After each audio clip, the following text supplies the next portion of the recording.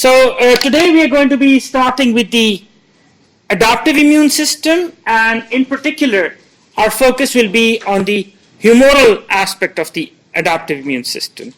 These are all the objectives which are there for the session today and tomorrow, so we'll continue. So don't get overwhelmed by the amount of slides and the amount of information. Very simplistically, the immune system is actually, it functions together, right? But for human understanding, what we do is we try to break things down into their simplistic forms and use that for our understanding, okay? So the innate immune system and the adaptive immune system are two main branches or the arms of the immune system. Now, this is strictly something that we have defined for understanding it. They work together. They're not segregated in their functionality. So when the innate is working, at the same time the adaptive is also kicking in and working together. Now within both of them, the innate, which we usually term as the first line of defense, depending what you consider defense. If you consider the organism, then it's the second line because the barriers then become the first line of defense. And the adaptive, which is second or the third line of defense. Both of them have components that are cellular components, cells that are mobile and can move from one place to another and therefore confer protection in that regard. And they have the humoral component to it. So in the innate, what cells are there in the innate that confer protection? What are the cellular components of the innate immune system? Neutrophils, macrophages, dendritic cells, sorry? Langerhans cells, mast cells, natural killer cells, very good. And what about the humoral component? Complement proteins and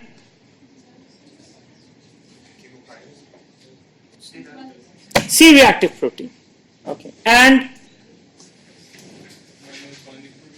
mannose binding lectins. Okay. What else? Defensins. Okay. Mucins. What else? In the lungs. Surfactant. Okay. Cilia is a cellular projection, not a liquid. So you understand that basically the cellular components are actually whole viable cells that function, and humoral components are particularly products that could be proteins, that could be lipoproteins, or they could be combination of a protein with a carbohydrate that is released into the environment, carried by the liquids component of your body, and therefore confer protection. In the adaptive immune system, we again have the cellular component over here, and we have the humoral component.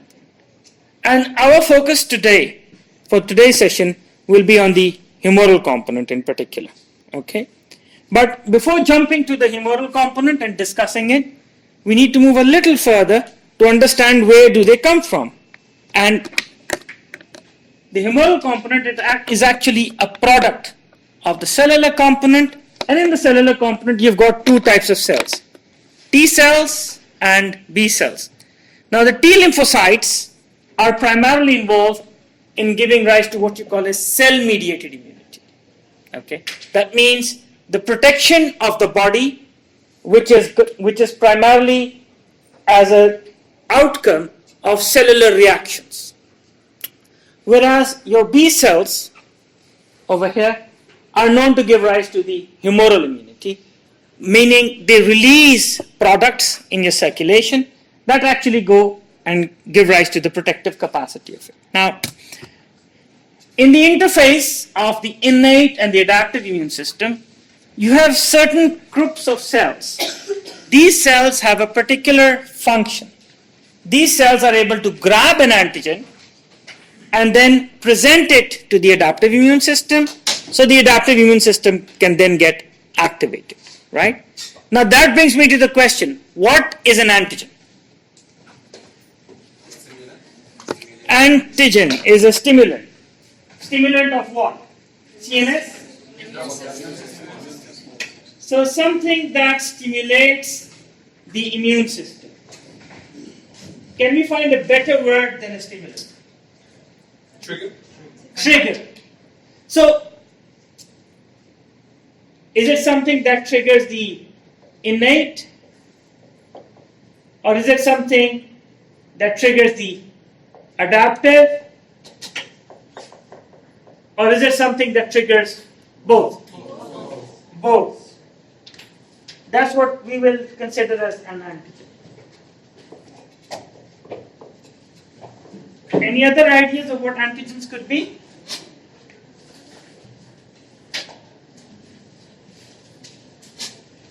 So what do you understand by the term immunogenicity? Or what do you understand by the term trigger? What do you mean by the word trigger? Activates. So something that activates the immune system very well, and although we say we are talking about the immune system, but antigens in particular have honestly no role in the innate. Okay? They have absolutely no contextual regard to the innate immune system. They may or they may not. It's primarily the adaptive immune system that they are there to activate, and that's what we consider an antigen. Now, let's just step a little backward. So the T cells are called T cells based on what? Based on their origin of development, that is primarily in the thymus, and on their surface they have a particular receptor. It is called the T cell receptor. Similarly, B cells, okay, which primarily mature in the bone marrow in the mammals, in us, they on their surface have a structure which is actually an antibody anchored in the bilipid layer of the cell membrane, and this is called as a B cell receptor. Now, an antigen is any product that is primarily recognized by either the B cell receptor or the T cell receptor. Okay? That's why when you think about an antigen's role in the innate, it's not really there. Okay? Antigens do not trigger, in particular, the innate immune system. Now, it is any substance primarily that can stimulate an immune response.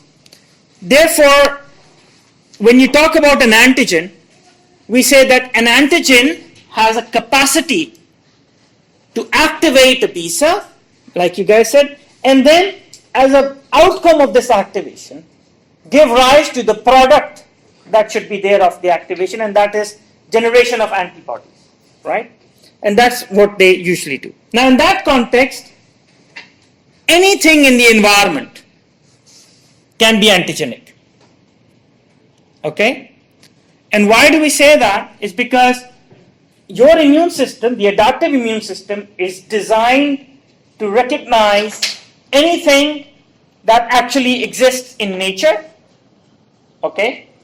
And it has the capacity to recognize anything through its evolutionary terms, to recognize something that is not even found in nature, some things that we synthesize chemically in the labs, or we make from petrochemical industries, or by combining different molecules, right? Therefore, there's another term that kicks in, and that is what you call as self-antigen. And by self-antigens, we mean anything which is present inside my body, right? My body has got, basically, if you come to the very basics, it's got proteins, lipids, carbohydrates, and nucleic acids, whether DNA or RNA. So any of my products that are there in my body, if I take them out and I put them into another animal or a species, and if it triggers an immune response, it's an antigen, right? In that other person or that other animal, right? On the other hand, my immune system could potentially or theoretically get activated by my own products, right? Although it does not. Otherwise, you guys would be balls of inflammation, right? Red, swollen, throbbing, full of pain. That doesn't happen. Inflammation is not there. So, Therefore, we term those things as self-antigens, and you'll soon find out why exactly. Apart from something which is an antigen, there are two terms apart from the antigen that you need to understand. One is immunogenicity. Immunogenicity is the capacity of a product, which is protein, carbohydrate, lipid, or nucleic acid, to initiate or give rise to an immune response. That is immunogenicity. Something that generates an immune response, immunogenic. And then you have another term coming from the antigen, which is called antigenicity. Antigenicity means something that is able to go and bind to the receptors of the adaptive immune system. Okay? Bear in mind, the ability to bind to the receptor is antigenicity. It does not mean that it will give rise to an immune response as well. Okay? Meaning the receptor recognition. Is that clear for all of you? So you've got antigenicity and immunogenicity. Now, a hapten are usually small molecular weight proteins or peptides that are less than 10,000 Daltons. So normally when you measure molecules, you measure them in terms of Daltons. Anything less than 10,000 Daltons, and that molecule has a capacity to go and bind strongly to the T cell receptor or to the antibody. In our context today, we will use the term antibody because we're talking about humoral immune response. If it binds strongly to it, it's a hapten. So a hapten is a small molecular weight compound that has the ability to bind strongly to the antibody, but by itself, it is not able to give rise to an immune response. Therefore, this molecule has got high antigenicity.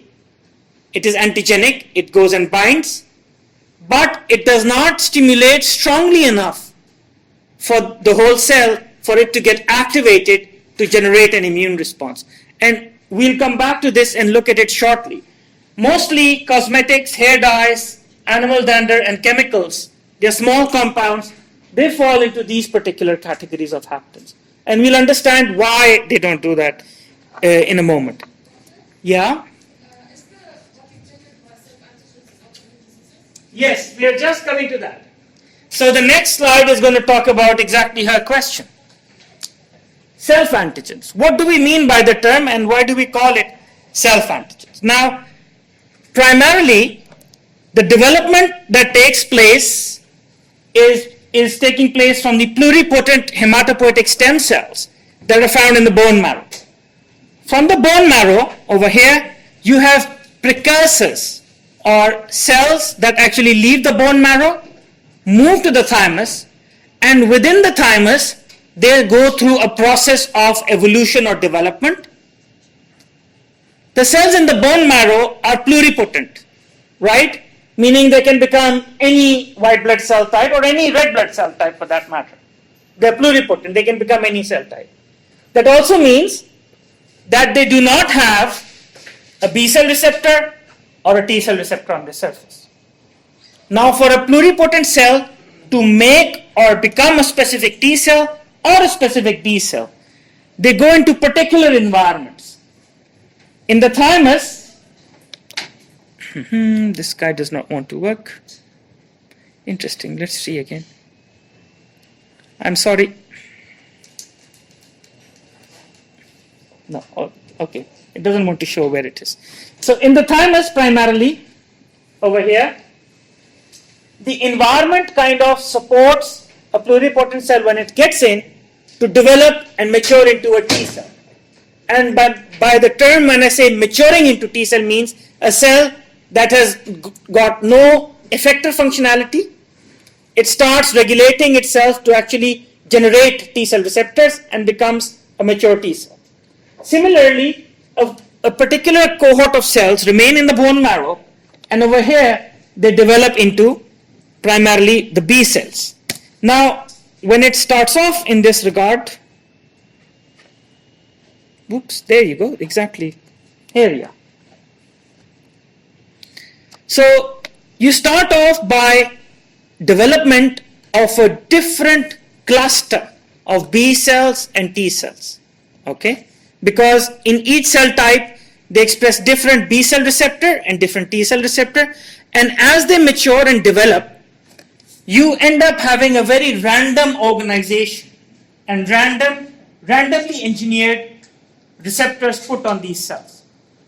For instance, if we were to consider these as T cells, you'll have one T cell with one particular T cell receptor, another with another different one, so on and so forth.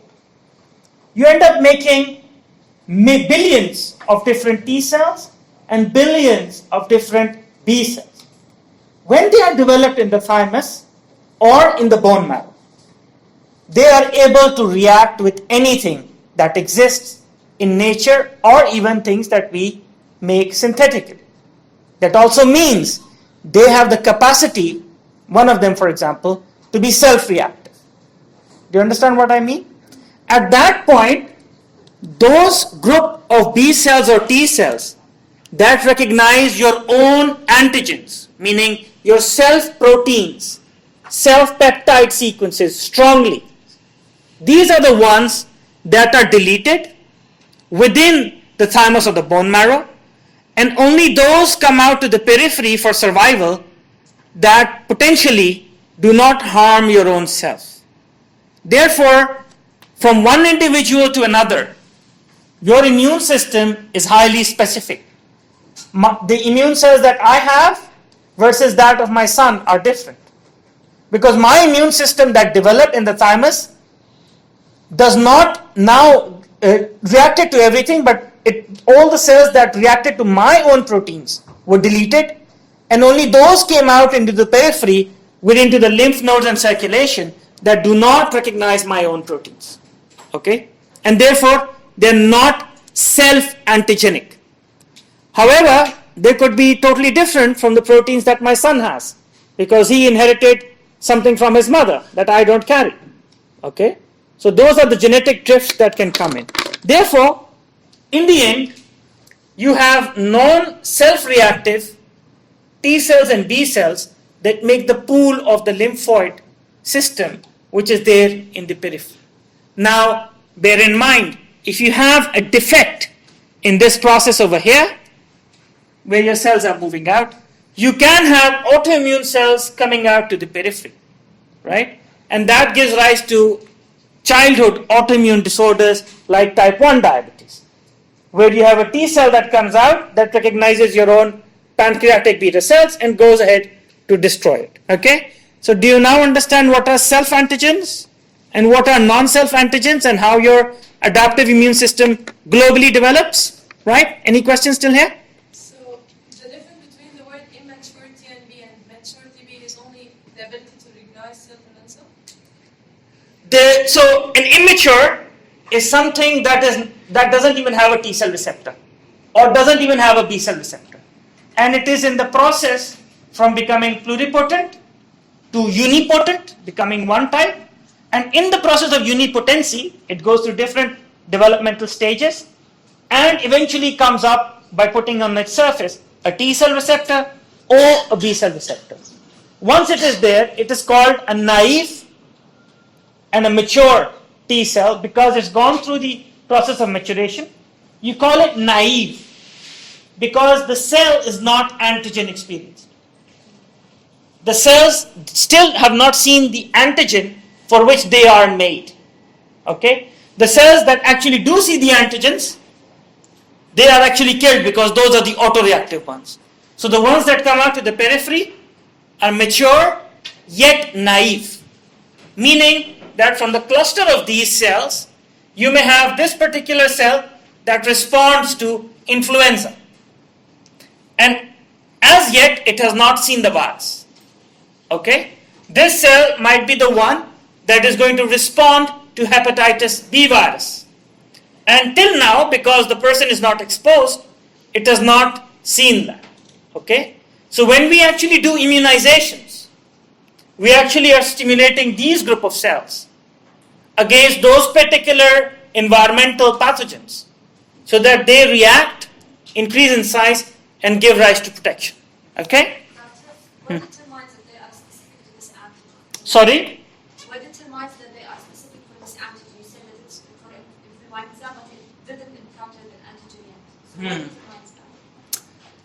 During their development, when they're still in the thymus or in the bone marrow, the arrangement, the T cell receptor or the B cell receptor are primarily proteins.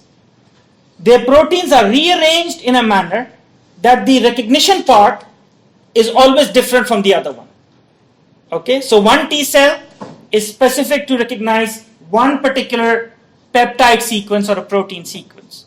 Another T cell is again able to recognize another one, and they are random. Okay, and we'll discuss that subsequently in the next week in greater depth, in detail. For the moment, all you need to understand is that each one of them recognizes a different sequence. How it does it, what are the genes that confer to it, we'll do it later. Okay? Right.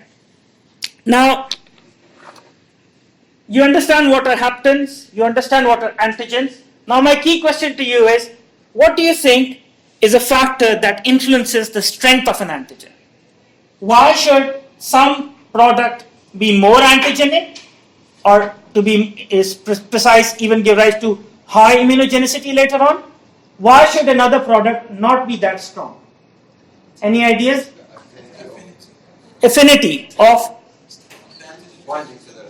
Okay, the first thing is, how strongly does an antigen actually goes and binds to the receptor? Whether it's a T cell receptor or whether it's a B cell receptor, the affinity. And true, that's one. What else? What are these? Good, size. Very good. What else? Expression of receptors. Expression of receptors.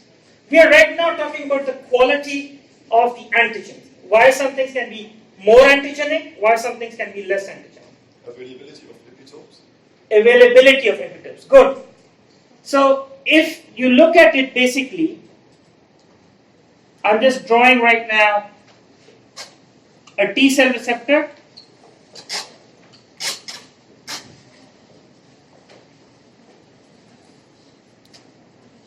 And I'll just draw over here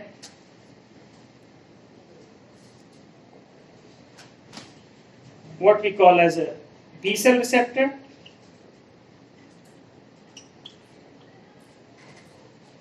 Both of these structures are primarily protein in nature. Okay? Both of them are membrane bound or membrane anchored protein structures. Right? And the most distal part, the part that is furthest away over here, is the antigen binding, some say recognition site. So these are the sites that will actually bind to the antigen, right? Now, if they are proteins, right, that means that these areas, the antigen binding sites or the antigen recognition sites, would eventually have a particular sequence of amino acids, right? Do you follow this? And based on the kind of amino acid they have, whether its side chain is aromatic, negatively charged, positively charged, right? They would attract the antigen to come and bind to it. So the most potent antigens are themselves proteins, right? Because a protein that carries the opposite charge, the opposite polarity, would be the one that binds to it with the greatest strength. So the molecular type is the key factor, one of the key factors that influence it. So proteins are more antigenic than carbohydrates, than lipids, and your nucleic acids are relatively less antigenic than them. So that's the sequence in terms of molecular types. Second is deviation from self. What does that mean? Exactly. Because all the cells, B cells and T cells that recognize self were killed inside the development phase. So now, if you have anything antigenic, the more it is different from your own self peptides or your own self proteins, the stronger the immune response is going to be against them. You understand that? Then, of course, they need to be above 10 kDa. Why do we say that? Now, notice that when I drew the antigen binding site over here, the antigen binding site is a huge surface. It's still thinking in molecular terms. I mean, of course, we're not talking about planets there. It's a big surface. So if there's something that is not able to bind to the whole site, the size is too small, less than 10 kilodaltons here or here,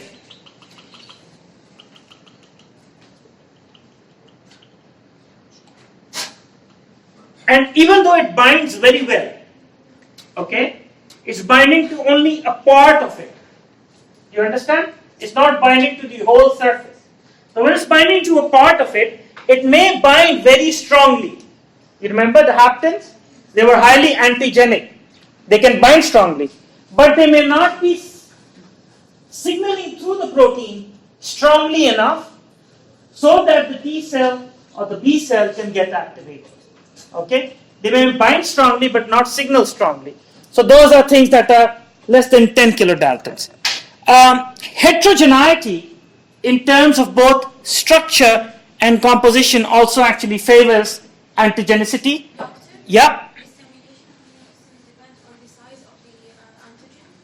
The stimulation of an immune cell is dependent on how many receptors, T cell receptors or B cell receptors, are signaling inside the cell to activate. Okay? So, if over there you've got a T cell receptor or a B cell receptor that has got a small hapten bound to it, but it's only binding a part of the receptor, not the whole receptor, so it's not able to change the conformation to signal inside. Exactly. So by themselves, haptens cannot trigger an immune response. What they actually require is an additional surface to which they may be bound, and together the surface plus the hapten becomes a common surface area for the whole recognition site and therefore stimulating. Okay? So when people, for example, when you take history, right, you go and ask patients, what kind of drug allergies do you have? Why do you do that?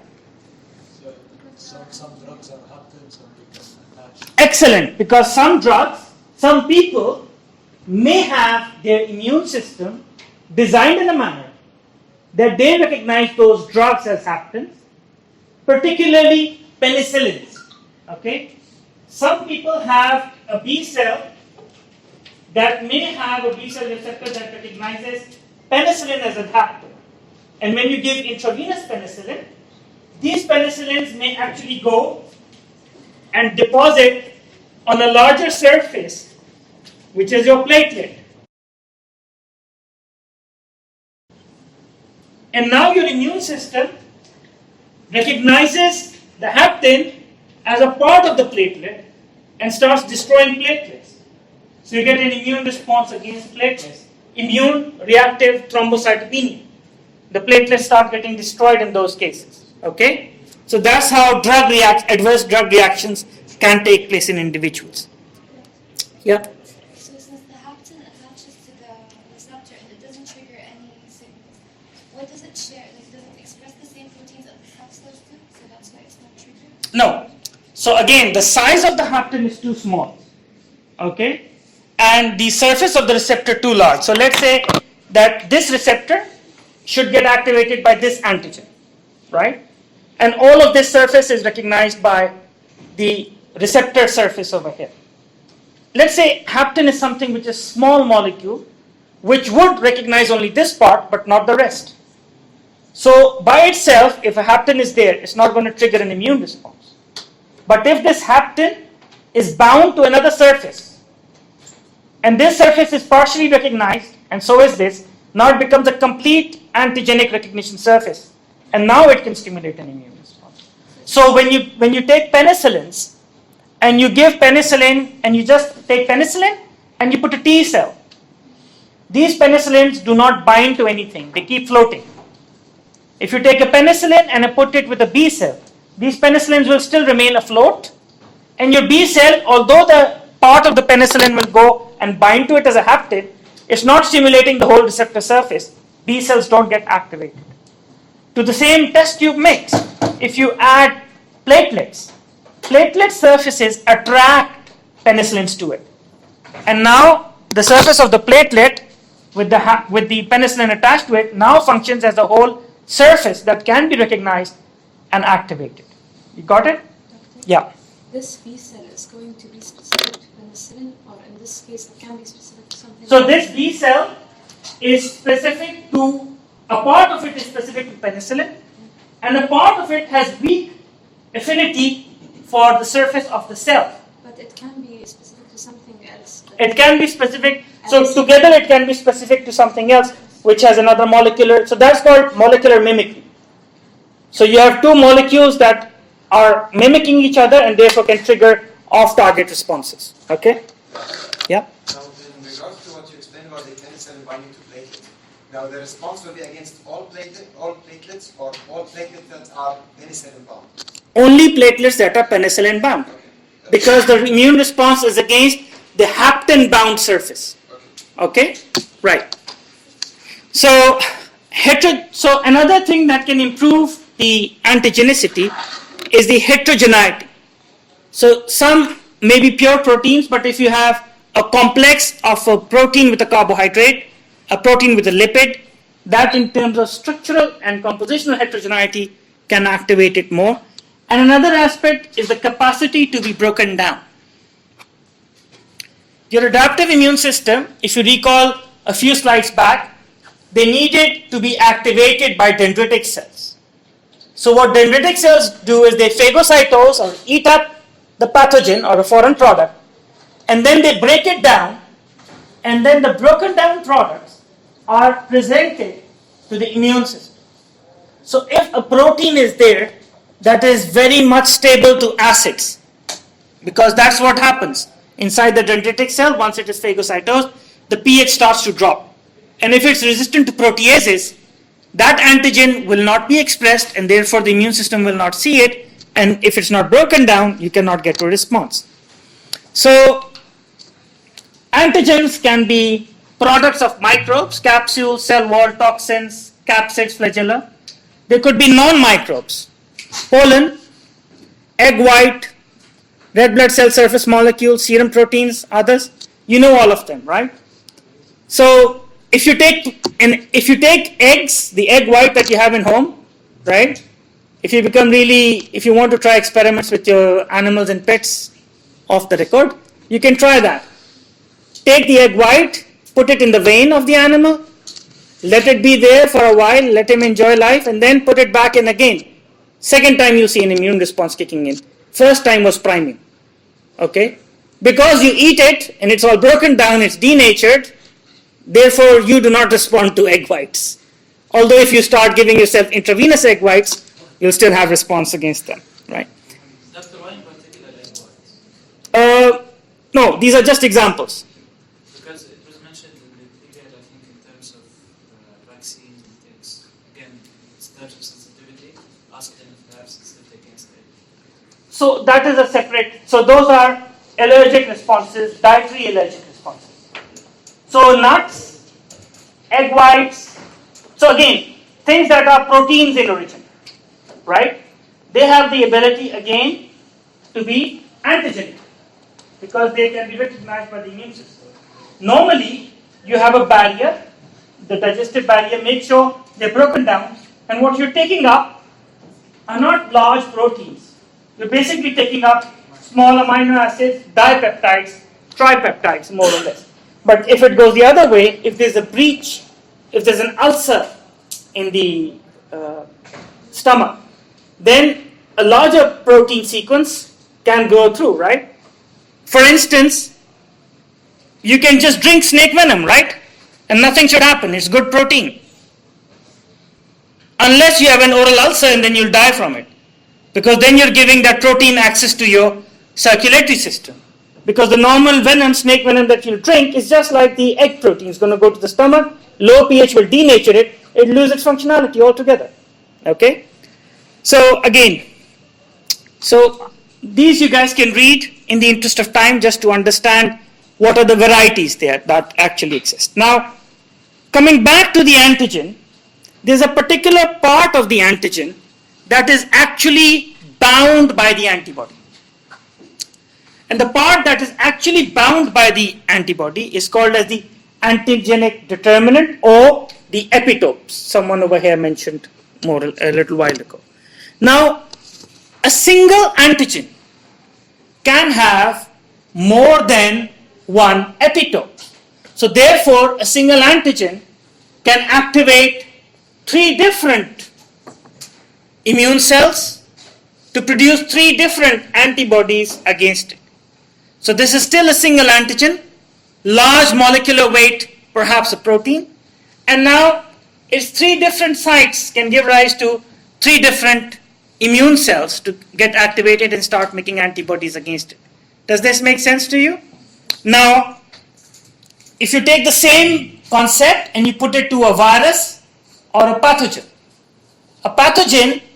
when it enters your body, can have multiple antigens, and each one of those antigens can therefore have multiple epitopes. So it can give rise to not a single immune cell getting activated, it can give rise to many different cells that get activated against it. That is the difference between an antigen that may have only one. So if an antigen has just a single epitope giving rise to a single immune response, okay, you call it as a monoclonal response. When you have multiple different cells getting activated, it's the same antigen, but it gives rise to polyclonal response. So what do I mean by monoclonal and polyclonal? In the sense that you have a cluster of T cells, or in this case B cells, and each of these have a different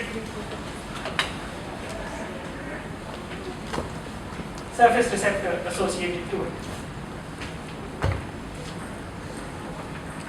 Okay? Now, within this context, when you have an antigen coming in, it may only be enough to activate one naive but mature B cell. So once this naive mature B cell comes and recognizes this antigen, this cell starts to go through clonal expansion. It starts to divide and multiply rapidly. But from these group of cells, only one cell is expanding. Therefore, you call it as a monoclonal, a single clone. Whereas if 2 were there, let's say that it also had another antigenic determinant or another epitope, this particular B cell would also be stimulated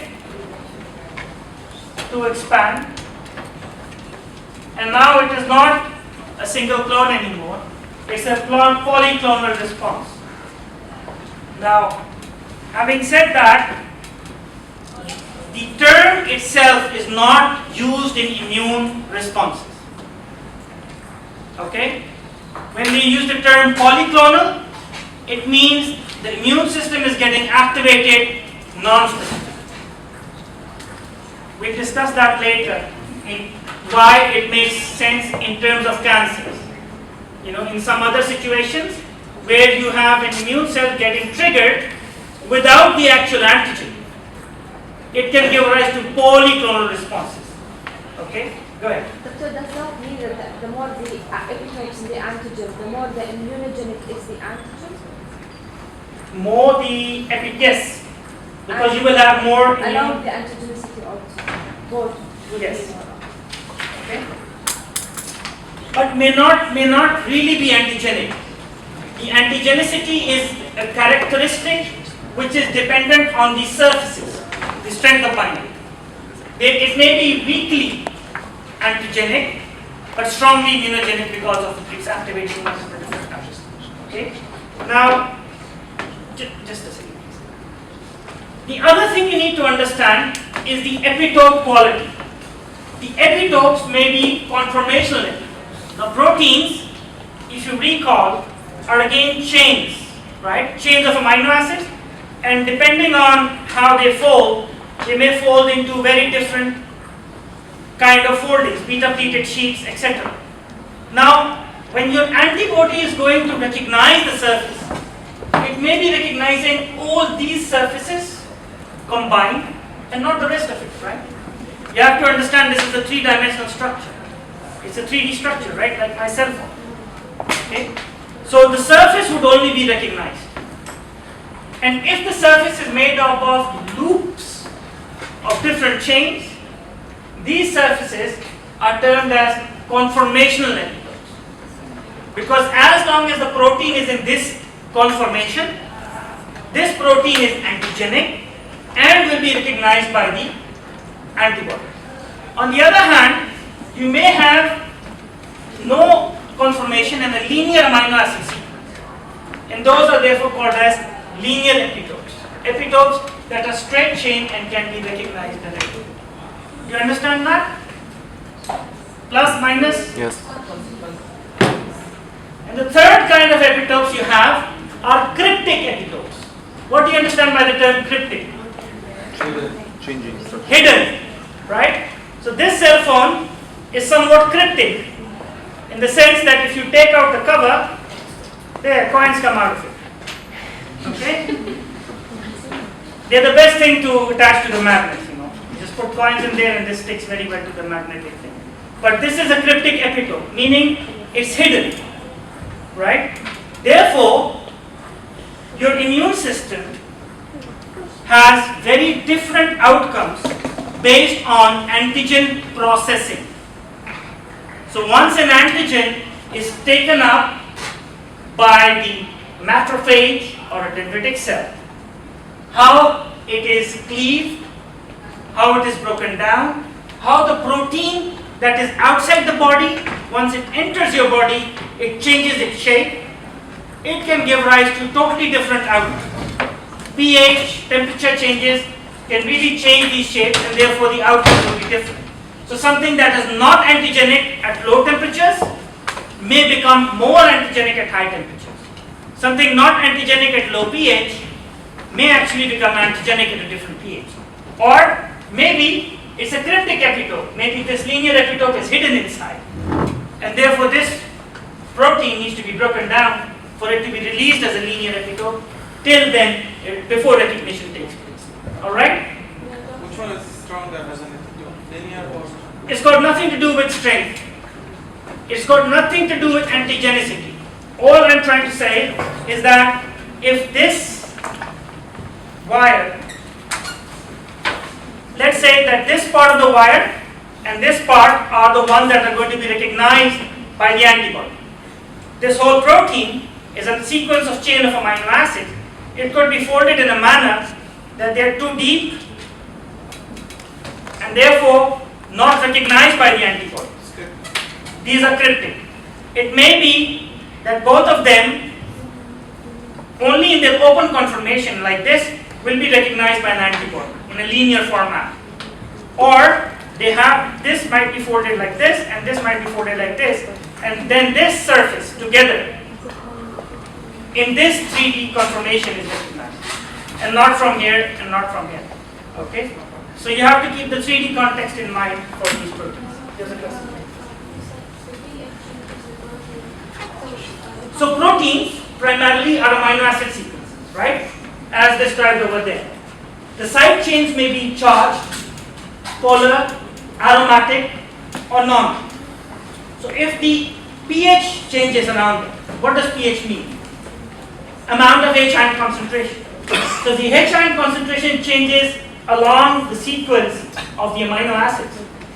Those that would like to be negatively charged amino acids would like to engage pH ion. The positively charged side chains will try to go away from it. The protein's three-dimensional shape will change. And when it changes, it may lose its antigenicity, okay, because now the area that was going to be recognized is now inside intrinsic, or it may become more antigenic, right? Similarly, temperature denatures proteins and changes their shape, and does the same, right? All yes. You said cryptic epitopes are hidden. Yeah. So what's the difference with the conformational epitopes? Conformational epitopes are those epitopes that, because of many chains combining, a tip of their surface acts as a 3D structure that can be recognized. You get what I'm saying? Cryptic would be more deeper inside, for this whole protein to be broken down, for that to come out. Okay? That's the difference. Okay? Now the key difference between T cells and B cells is that the B cell receptor recognizes 3D structures. These kind of structures. Whereas a linear epitope is what is recognized by a T cell receptor. Right? Now, moving on, just to give you an overview, the B cell receptor is made up of the antibody with a hydrophobic region. This extra hydrophobic region that you see over here is something that is lipophilic and anchors or binds itself inside the membrane. The whole structure with the heavy chain and the light chain together, so you have two heavy chains and two light chains. We'll discuss the antibody structure later. They are on the outside of the cell. The hydrophobic region is embedded deep into the bilipid layer, and if you notice, the cytoplasmic tail is really small. So although they are good in recognizing things outside, they're not good in signaling inside the cell. They cannot signal inside strongly.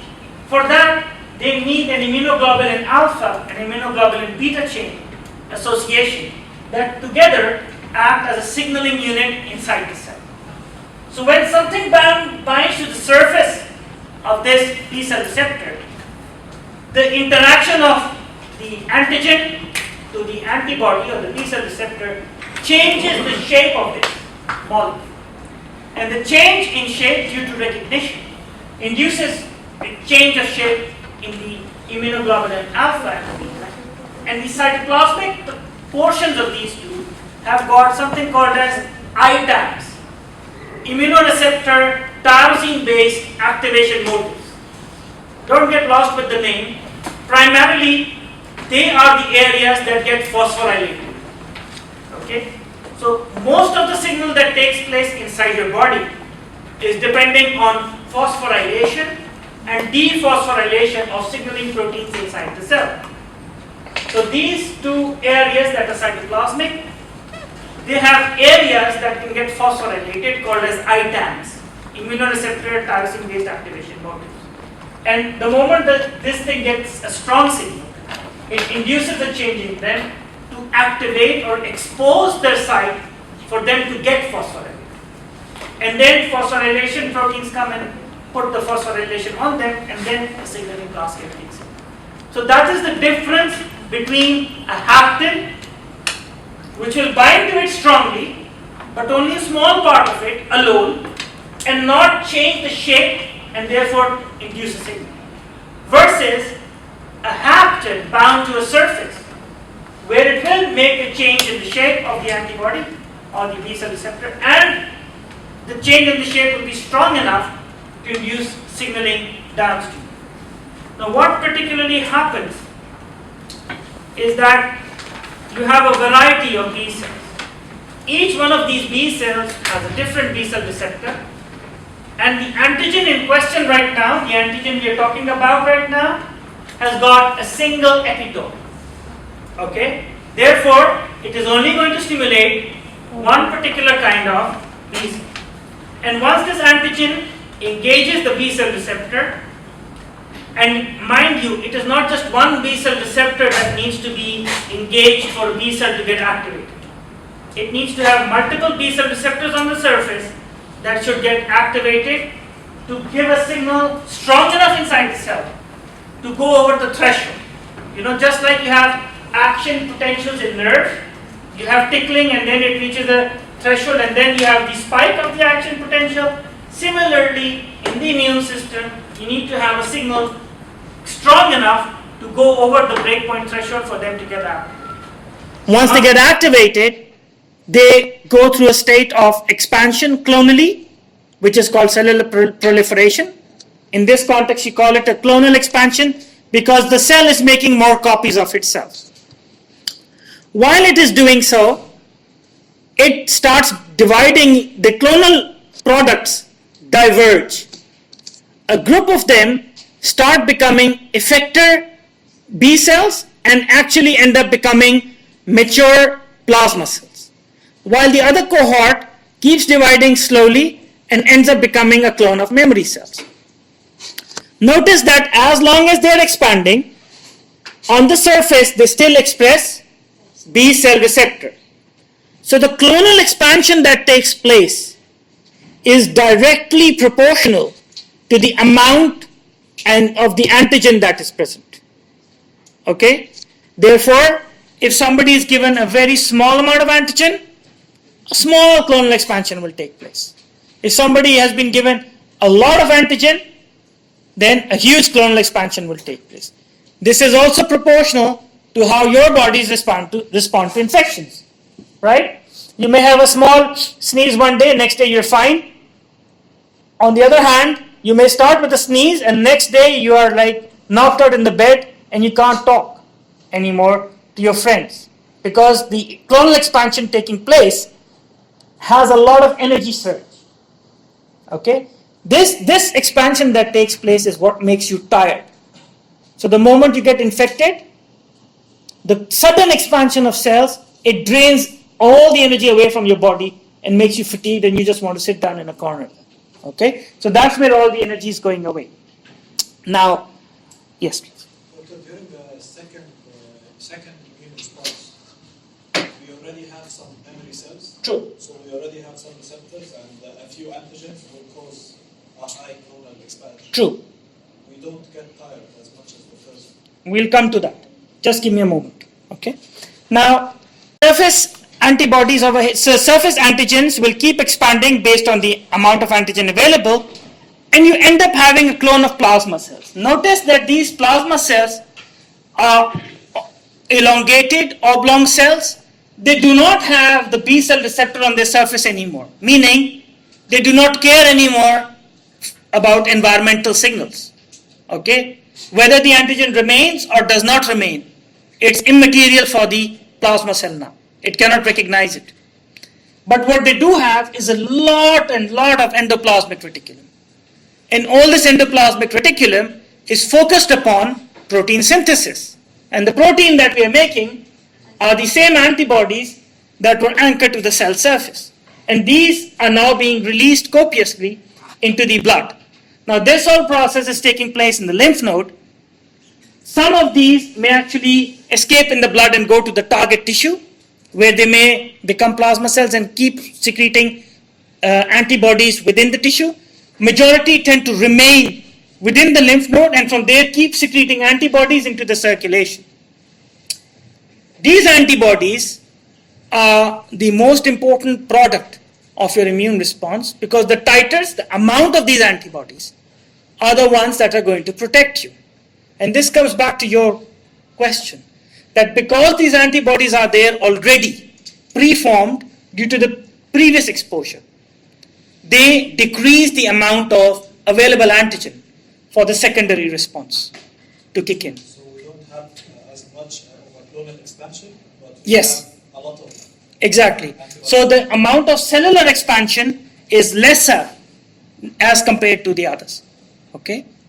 Now, the cohort of cells that are left over to become memory, they are called memory cells because they are not naive anymore. These cells have experienced that antigen at the top. And now because they know this kind of antigen, within their cells, they have the capacity to also make the antibody. So this clone of B cells ends up staying in two different places. They leave the lymph node and migrate. A cluster goes back into the bone marrow. Your bone marrow is a place where there are a lot of growth factors available, and they go back to the bone marrow and sit down there and start making low amounts of antibodies that they keep secreting. These are called as central memory cells. The other cohort actually go to the site where the inflammation was happening or where the pathogen actually existed. Example, if somebody has a skin cut or the lungs or the intestines, anywhere, wherever was the first antigen exposure, a cohort of these memory cells go there. And they are called as the effector memory or the peripheral memory cells. They do not reside in the lymph node anymore. Okay? Now, just to recap, you have two B cells with different B cell antigen receptors, and now you have a single epitopic antigen coming in. It's going to activate the B cell. Now, the B cell, when it's getting activated, it needs help from T cells. T cells release an additional amount of cytokines that allow B cells to expand more and also differentiate well into the plasma cell, also inducing some amount of what you will call as class switching. They become plasma cells, secrete antibodies. Sorry.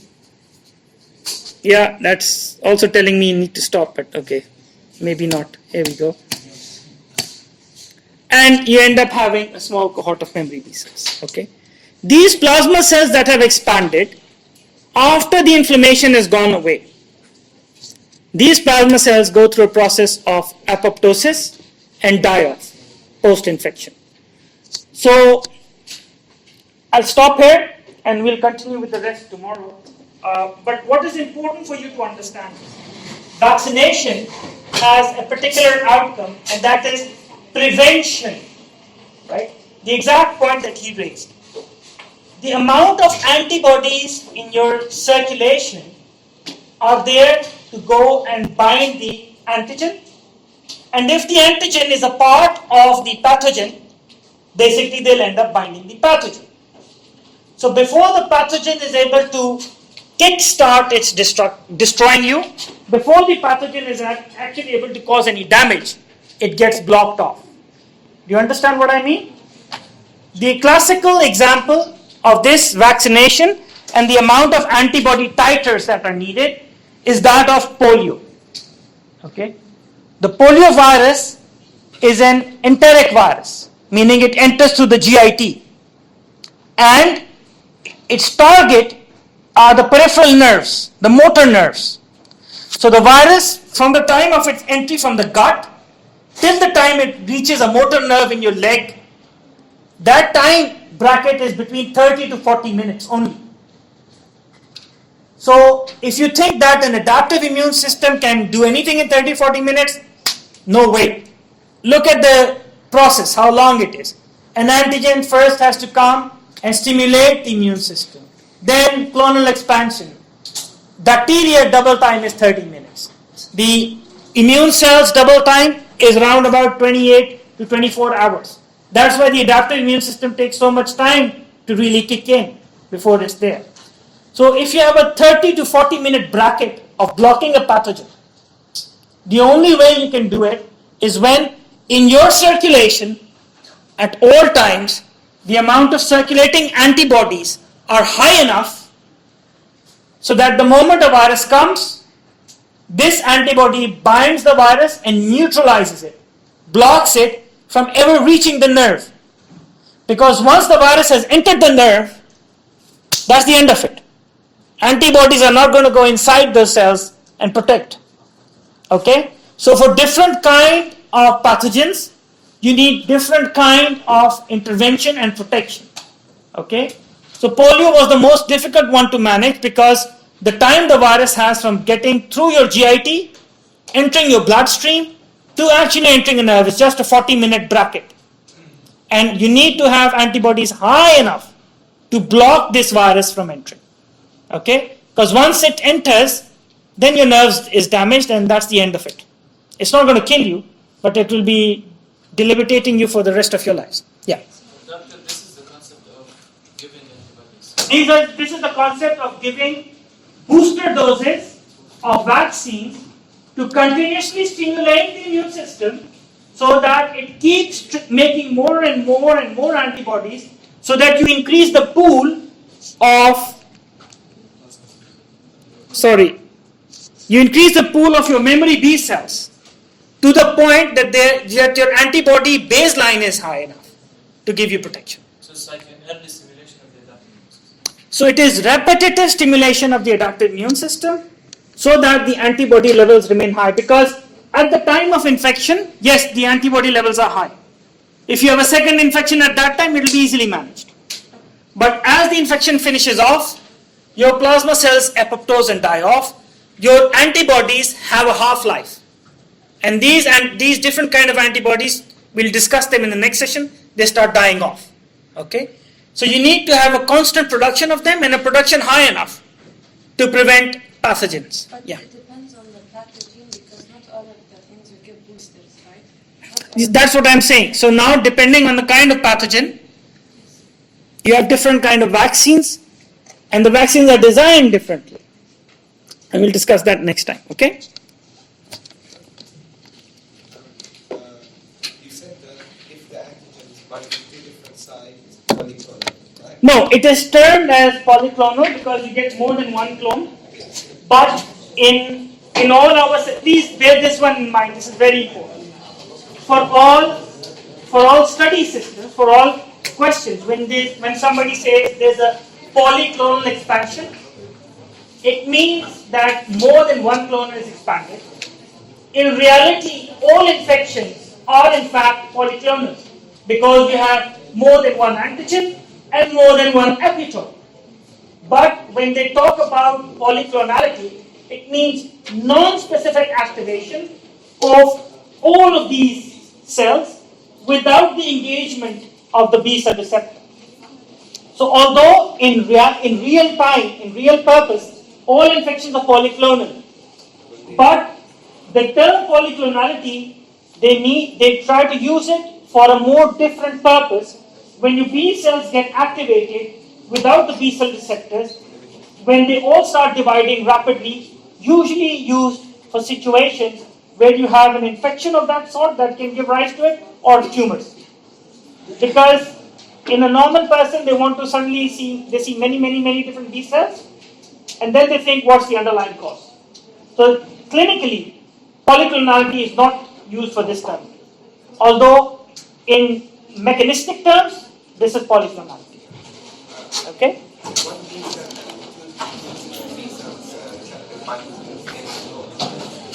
Sorry?